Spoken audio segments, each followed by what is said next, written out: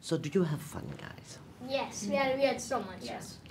What is the fun part? Because you're the three of you, you're combined, it's easier than one-on-one, right? Yes, it Yeah, is. probably. Because I think it's funner to do interviews with, like, I mean, they're my best friends, so, I mean, what better to do an interview with than your best friend?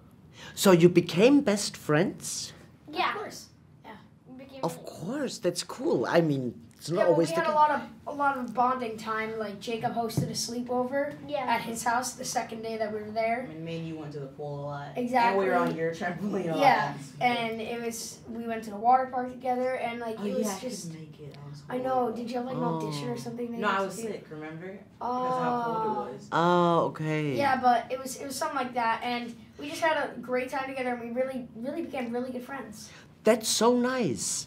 And also, so you bonded before the movie, and then, of course, you became friends, and you're still friends. That's very good. Yeah, well, when we bonded before, like we bonded in the room, in the waiting room for our audition. Yeah. And I mean, we didn't know each other personally, but at the sleepovers when we really got to know, like, these are our friends. Yeah. Actually, your mom, Jacob's mom, planned the sleepover while I was at the audition when I first met Jacob.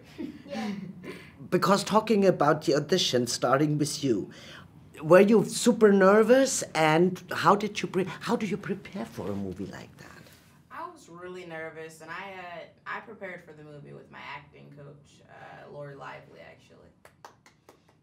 At Lori Lively. I love Lori. So, but preparing in the sense that, did you have to say some lines from the script, or? Yes, we had. It was actually like it was so many pages. It was so hard. Yeah. Yeah, we had like 5 different scripts. There was like a pink script, red, orange, Yeah, yellow. and at the blue, audition, I auditioned for the second time I went, and I auditioned for Lucas and Thor at the same time. So I had to go over both of the lines. Okay. Yeah, it was crazy. And you, Jacob? Yeah, when I got offered the part, I really wanted to do it because I'd never done a comedy before, so I thought, this is my chance, and I was really excited to do it. And be diverse, right? It's important in the Yeah. career. Yes, absolutely, you're right. But who prepared you? Because here I saw the trailer before I saw the movie, of course. And here it says preparing you. You can't see your own movie, you know, and I found the trailer very funny because you say, what? We're in the movie, we can't see it. You saw it meanwhile, right? Yes, we did see it, yeah. We saw with our parents and with their consent. We always say those. And how did you feel? What did you think about it? I thought it was really good. I really enjoyed it. I mean, it definitely turned into something I think we're all really proud of. And it's a lot of fun, right? Oh, yeah. Yeah, it was a lot. So it's definitely an emotional roller coaster for sure, too. It is. And also, how did you get prepared for first kissing thing? You know, like you want to go to the party, and you want to have this experience. With whom did you talk? Was it the parents, the directors? Who prepared you a little bit for that? I tried to prepare myself, you know, because with my mom. You went to a kissing party? No, I've never been to a kissing party. Okay. But with my mom, I mostly just went over the lines with her the night before, and slept on it. You know what I mean? So then when I was in the environment, I really just did it there. Yeah, because some scenes in the movie did have big paragraph lines. Yeah. And especially Remember that whole speech I had to give to Molly and Midori? Yeah. Oh, That they was do that crazy, so and I good. He remember was in that hair whole and makeup thing. I know, I'm in my line. How I was funny. like, the more to keep these no time. But for you guys now growing up, what do you think is the weirdest thing about adults? Probably wrinkles. No, I'm just kidding. No, I don't know. I mean, Maybe, I think they're Love handles. Okay. I don't know. You know, do you think adults understand? Because we were all kids before also, yeah, right? and I think that's what we're trying to get across, audiences from all over, you know? We're not just going to get preteens, teens. We want preteens, teens, adults, middle-aged, senior citizens. Bring them all in. But do you think adults sometimes have a wrong perception about you guys? Yes, Yeah, especially definitely. Christian adults. You have a lot of people that will like comment on your post or something. Even family members like unsupportive and be like, "Oh, I would never let my child do that."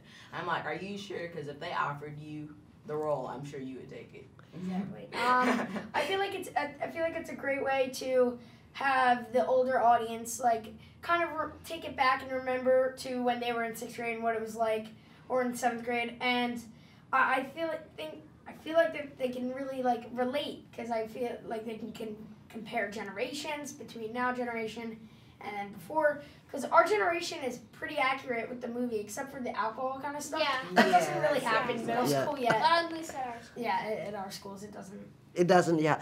Because I just talked to the directors, and in Europe it's a little bit different.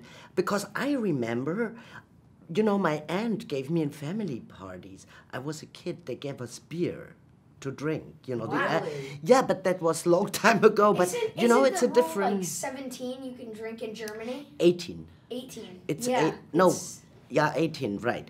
But, you know, it was like weird. Nobody talked about it. But, you know, times are changing. But I often think that maybe adults don't need a reality check how far kids are already through the internet and social media. And just kids at school around. Like, one of our messages is like bullying, consent, and we just have a lot more messages, and we want people to take away that it's not just kids cursing, that it has messages inside, and we want everyone to know, like, be yourself, don't bully, I don't know, have a good time at the movie, you know? And be good friends, stick together, right? Friendship. Exactly. This is, I think, the French, yeah?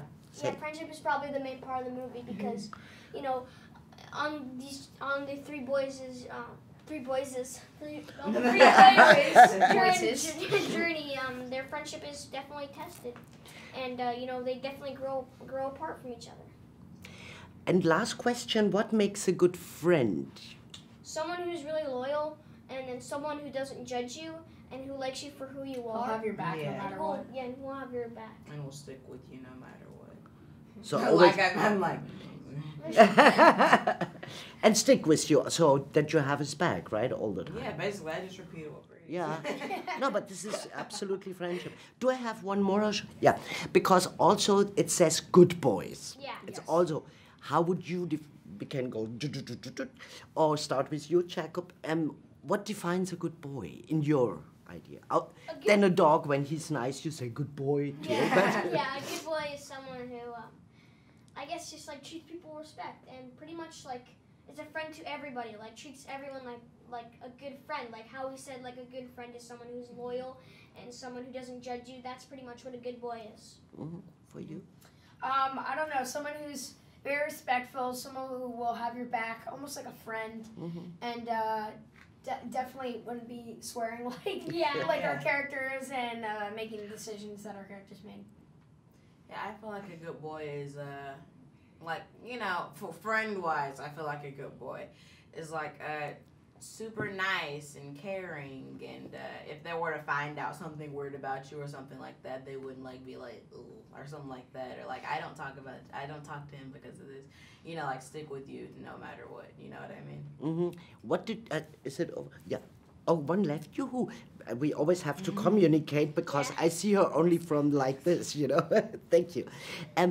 Also for you, what did you learn? What did you bring home, and what did you learn on that movie?